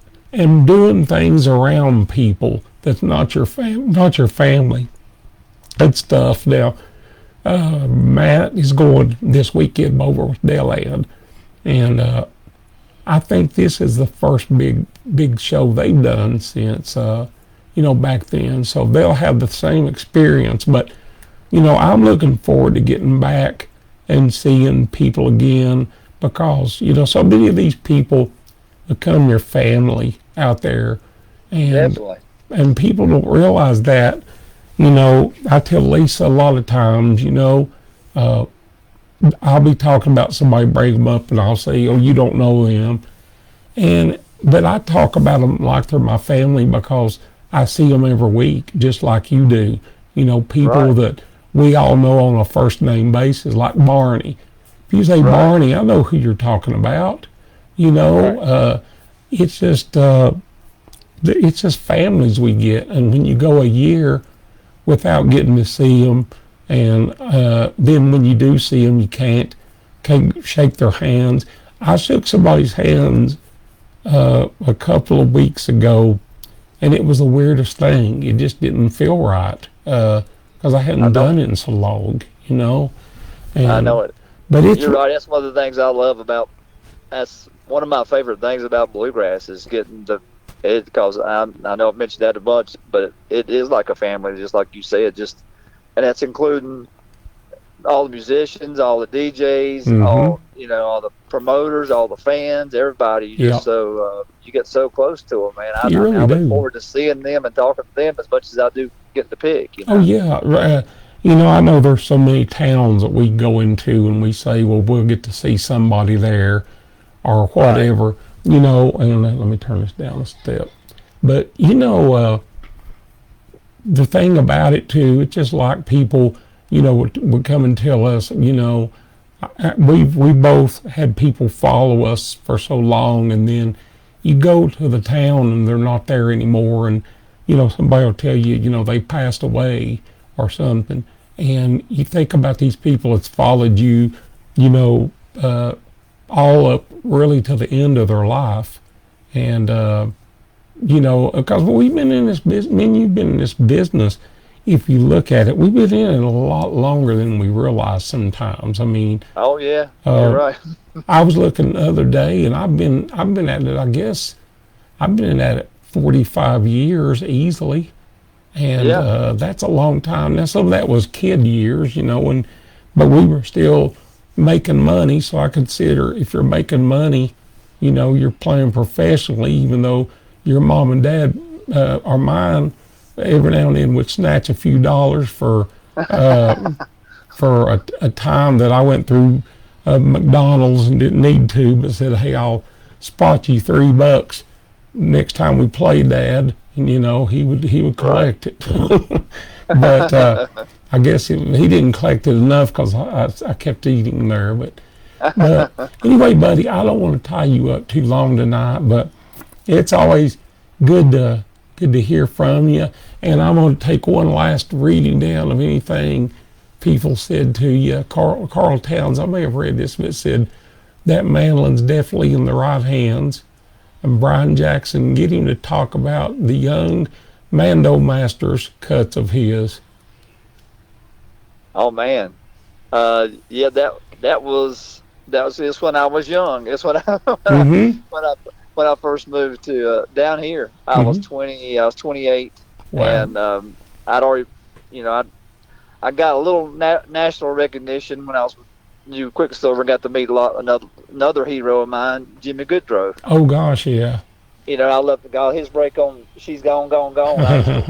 I wore the radio station out because I couldn't get the album yet, so I Yeah. called them over and over till I learned the mandolin break on that. I thought that was the greatest mandolin break ever, and still love it. Oh, you played a Jimmy Goodrow style break on the All Stars album on which tune was that?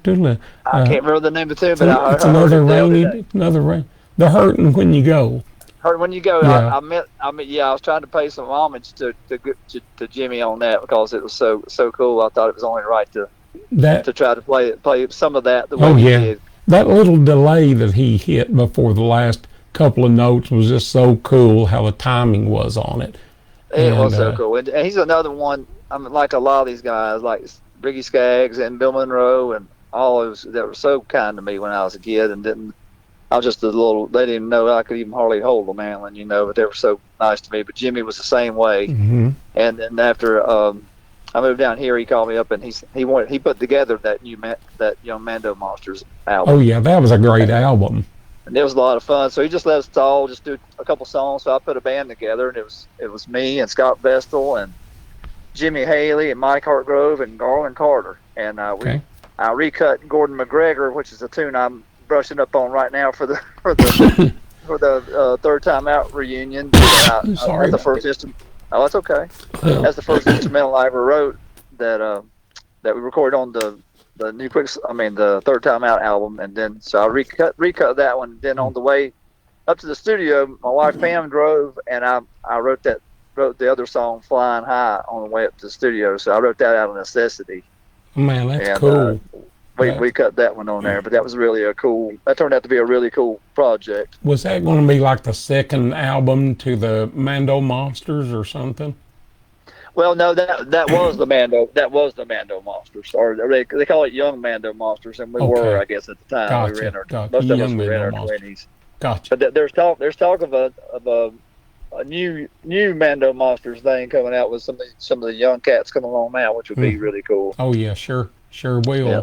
Well, Goodrow, I always thought he never got his due on anything, and me too. I mean, all of us musicians knew, but I still feel like almost that he's never got everything that he deserved. He was so. I mean, he just think of the bands he played in and the integral part he was in those bands. Oh yeah, and speaking of not getting due, you didn't get your due to the last few years. And I told you all along, I said it's coming, Alan, because you play too good for this. And so now you've won 2 IBMA Mandolin Player of the Year awards? Yeah, it still seems kind of surreal to me. I can't hardly. Oh, you hardly believe you it. deserve it. You deserve 10 of them. And I appreciate that, buddy. How many SPBGMA awards have you won? I think I've won that maybe 5 or 6 times. Wow, that's really good. And you won a bunch with the band and stuff like that. So, I'm like you mentioned before, we're going to Rise and Shine. I'm really proud of that band, Gospel. Oh yeah, that being our first win, being the Gospel. I really like that. Definitely, and I know your dad would be happy with that too.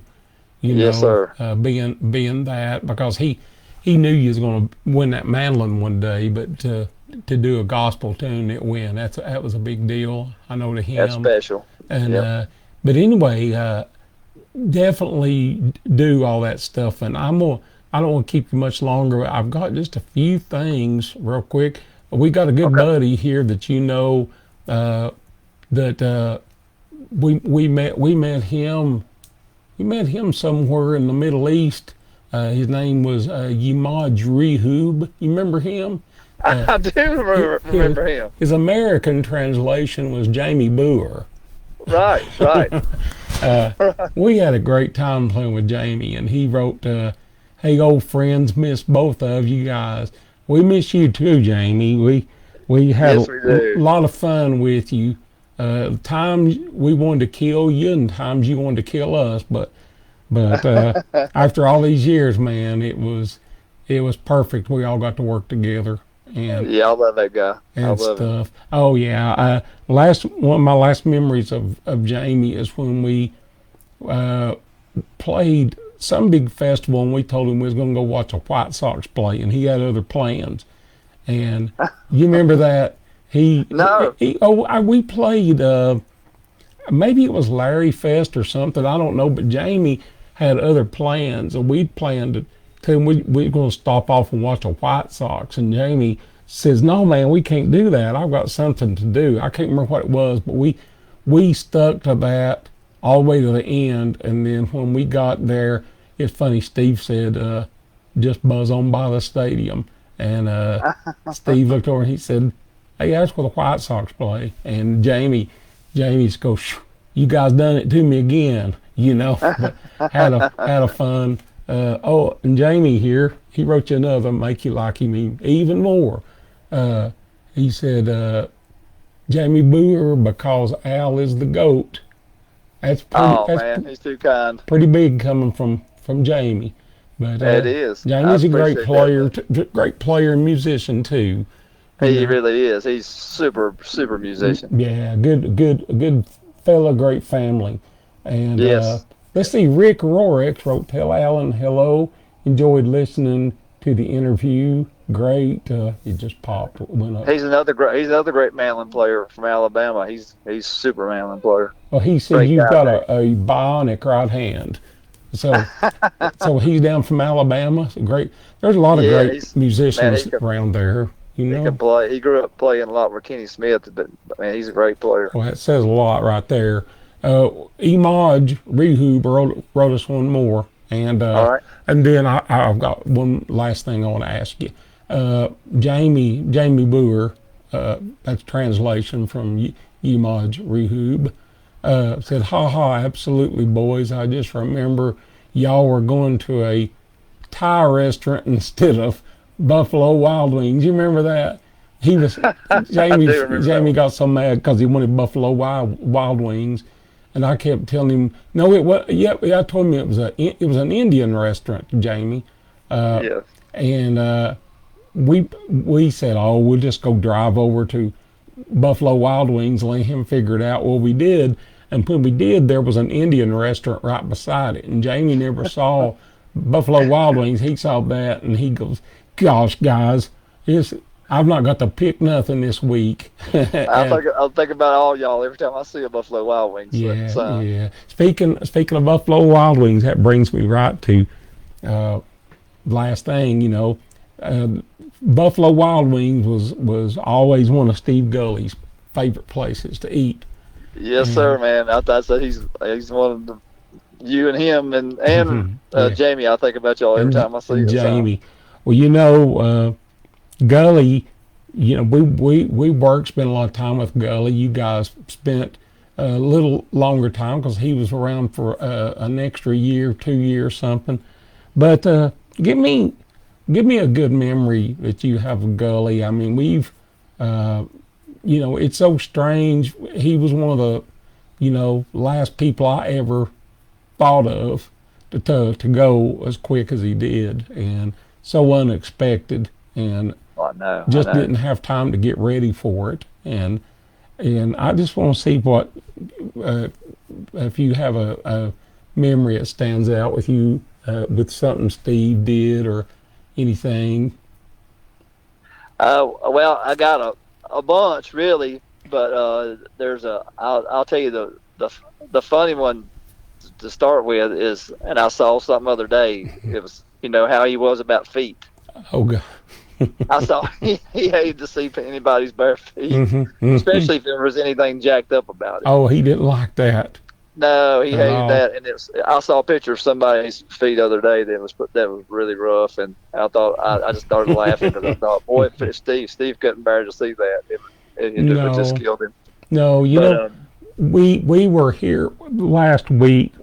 Funny you mentioned that because we were here last week, and there was some commercial or something going on, and all it was showing was feet. Kind of, it was some kind of something for feet medication, which Steve hated that. Just he hated the treatment and he hated the feet. And right, it was funny. We saw all these feet, and me and Lisa both looked over at each other, and she said, "Steve would have hated that," and I said, "Oh, I guarantee he would have." And oh yes, Steve, I remember the time on the cruise ship there, we went out and was going into the lobby, and there was a bunch of people in front of us that sat at a table right in front of us, and all of them were barefoot.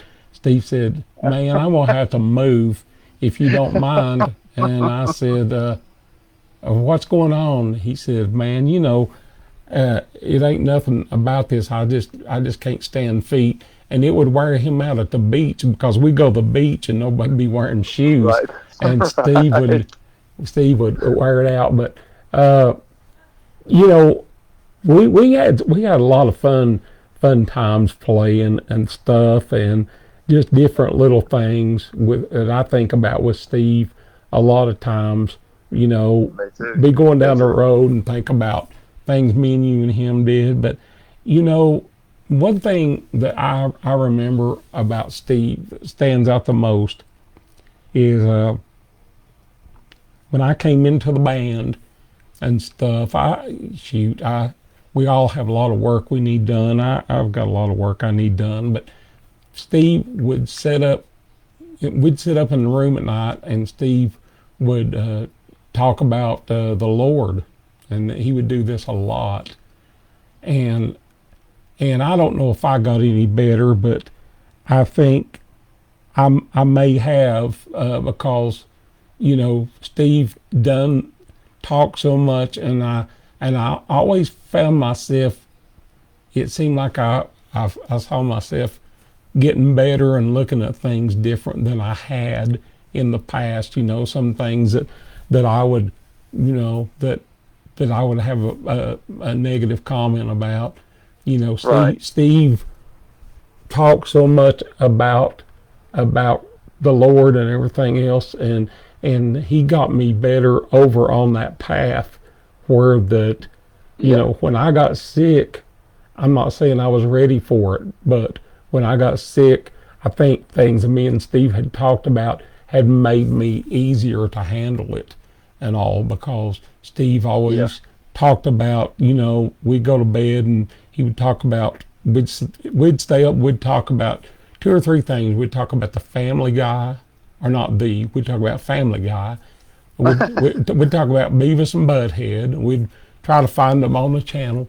And if we couldn't find Family Guy or Beavis, we'd turn off the TV, and then, Steve would sit and we'd have the lights off and he'd talk. But Right. he always talked, to me about, always talk about, we'd be somewhere and I'd say, man, we're a long way from home or something like that. And this is a rough way to make a living sometimes. And, Steve would always say, you know what? He said, no matter how good you have things here or what you have, said we're all going to have a better place one day. And Right. I would always still think, oh yeah, okay, I still would like to have, a bigger house or whatever. But it wasn't too Right. long talking to Steve that stuff didn't matter anymore. Yeah. Steve Yep. had me looking at things the way it should be. Like, we're going to have the place we need one day, hopefully, but we've got to do right to get that place. That's right. And I know where Steve's at now, and Oh yeah. I hope I hope one day all of us get to hang up, and first thing Steve will say if we show up, he'll say, "Well, what you doing, Gus?" Because he called everybody Gus in That's the right. band. That's right. And there was another name he always called us too that he had got from the Andy Griffith show where that Barney and them had been kidnapped. Oh yeah, that's where he started calling you Al, Yes. because That's what. I don't be responsible for the burgers, Al. that's right. But and you remember he went into town, Floyd did, and Andy asked him where Barney was, and he went talking through all this, and he says, and what was he says, Al does something, and Steve always loved that, so Yeah, that was good. you became Al. That's right. That's But right. man, I it's tell you, another thing Steve sure. done was talk about his family a Oh, lot, and I remember yeah. that's one thing that struck me about him, and Mhm. it brought me to that. I'd already, I guess I already knew that, but it even made hit home a little bit more for me, because Yeah. I mean he thought you could tell how much he loved his family. He was talking about it, either Debbie or little Mac or his Grandbabies, kids yeah, or even always. his little dog Rip or something. He was talking about him all the time, and I thought, I've seen some of Allie's posts, and it brings me to Oh, tears every time I I read know, it, one of her posts. And I know, I wish you could take the hurt away from him, but and then on the other hand, I hope one of these days, when I'm going to get my reward, I hope my daughter thinks of me that way. I understand. That's one thing that strikes me about it. I think, boy, That's, I hope I can yeah, be that kind of dad. I mean, we always think about wanting to be. I spent so much of my life want to be the best musician I could possibly be, and spend so much time, hard time working on it and everything. And sometimes I think, man, really, what's important is being the best dad I can be. Really, and husband. That's where it's really it's really at. It really is. That's where Steve got me too with things, because Steve and Debbie, they were so fun to be around and stuff. And I know that after he passed, they showed me a bunch of pictures of things they had did on weekends and Christmas and all, and it was just, Steve would be there in the bed with all these kids and grandkids and just having a good time and all, and he was, talk about family guy. Steve was a real family guy, not the one like we see on TV, but he was the real, he was the real deal. He didn't fake stuff, and he genuinely loved his family. And I've been reading Allie's post too, and I'm the same way, because I can't do nothing for her. I wish I could, but me too. But I know that she'll get to see Steve again. There's no doubt about that. But go ahead, Al. I got one thing. I was going to say, I seen the thing the other day that put it all in perspective. It was showing a dot and a line, and the dot was how the time we spend. I sure ain't no preacher at all, so I'm not. Don't get me wrong, but they had a dot, and they said that's your time spent on Earth, and the line was eternity. So I thought that does kind of put it in perspective. No matter how long you live, it's that dot. It's that dot, yeah. That's I never thought of it that way, but that's true. It's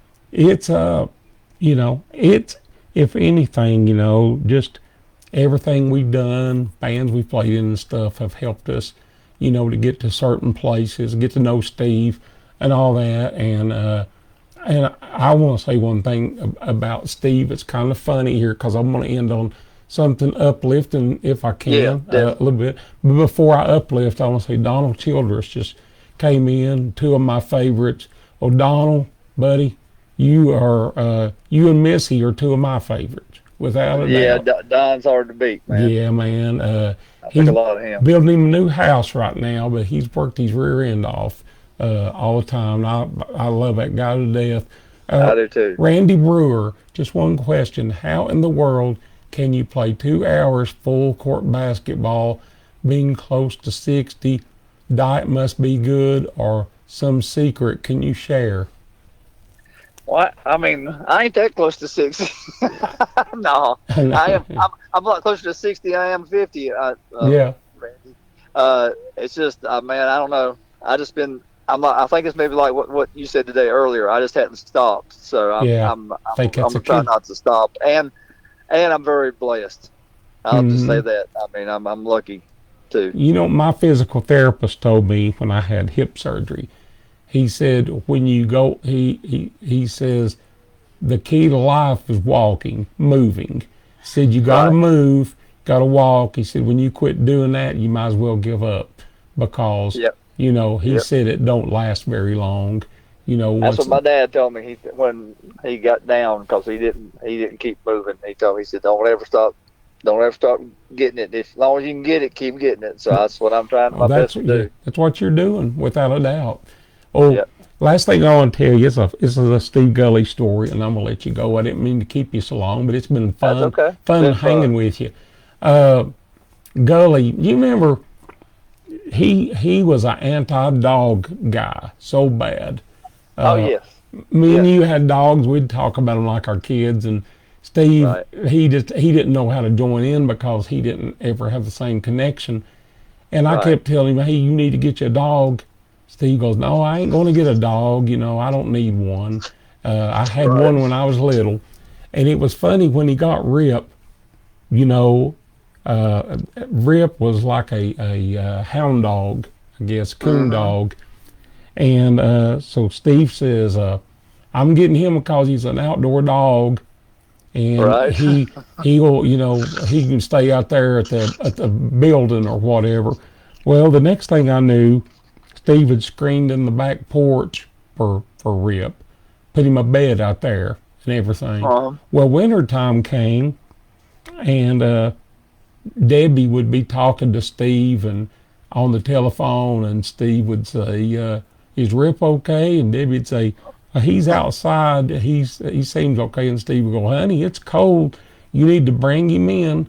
And you never imagine Steve say that. And Debbie would say, "I ain't bringing that dog in." And some of the last times that me and Steve had talked to Debbie, he would call her and say, "Where's Rip?" And she'd say, "Well, he's sitting here beside me in the bed." Yeah. And they both become dog people real quick.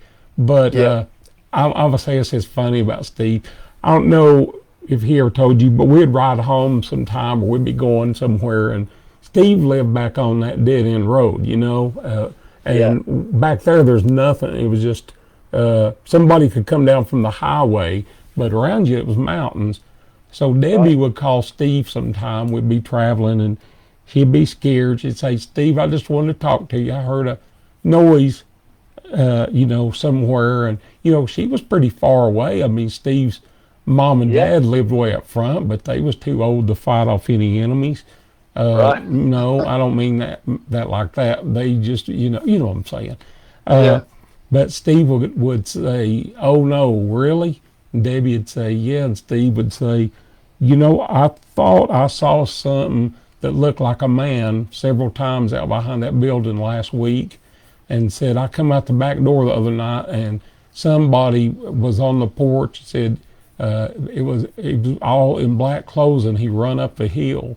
And Steve would go, "Oh no," or Debbie go, "Oh no, Steve, don't tell me that." And he said, "Oh well, if you don't want to know about it, I'll just stop." And she'd say, "You're making that up." And Steve said, "I wish I was, honey, but I'm not. I'm worried about you now." And poor old Debbie couldn't sleep. And then a few minutes later, he said, "You think I ought to call her back?" I'd say, "Yeah." He'd call her back, and she'd say, "Steve, I've been up here for 30 minutes. I can't sleep. I'm sitting here with a flashlight and a butcher knife." So anyway, good memories of that guy. But Buddy, enjoyed having you on tonight. And Barney Rogers, last one, said, "It's a really good show. See you boys soon. Glad you all are my buddies." Glad you're our buddies too, Barney. And we'll see you, and we'll be able to recognize you when we see you, because we won't be wearing masks this time. So that's right. You have a good one, Al. You have a good one. Thanks to everybody. Too, buddy. Thanks, Phil. Yeah, man. Talk to you soon, bud. All right, buddy. Thank you. All right. Thank you. Bye. Bye-bye. Glad to have Alan on tonight, and thanks to everyone that tuned in. I know we ran a little late, but I hope you had fun hanging out with us a little bit. That's kind of what my show is hanging out and visiting and stuff, and that's why I take your messages, because you're all in here listening like we're all in a big living room. So anyway, thanks. I don't have my guest yet for next week. I'll have that pinned down this week, but I've got a couple of them that I'm looking at, and you'll be pleased. So glad to have Alan on tonight, and I wish somebody told me my hat was crooked. There you go. Now, okay. There it is. All right. Thanks so much for being on tonight, and please, if you don't mind, send some prayers up for me and my family. I've got some illness going on right now that I really need some help with, and some prayers would really help. And I appreciate you. God bless you. Thanks, everybody. Bye-bye.